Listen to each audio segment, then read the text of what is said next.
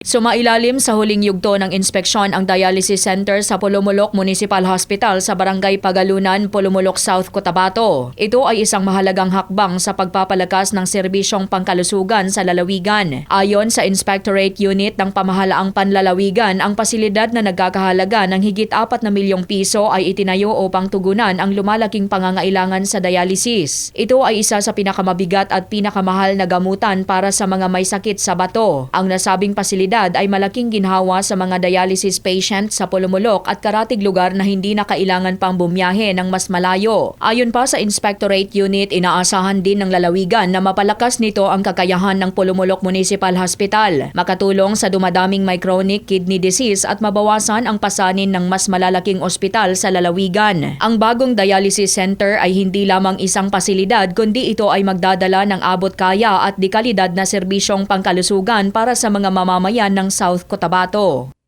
Kimberly Bandoy, NDBC Bida Balita.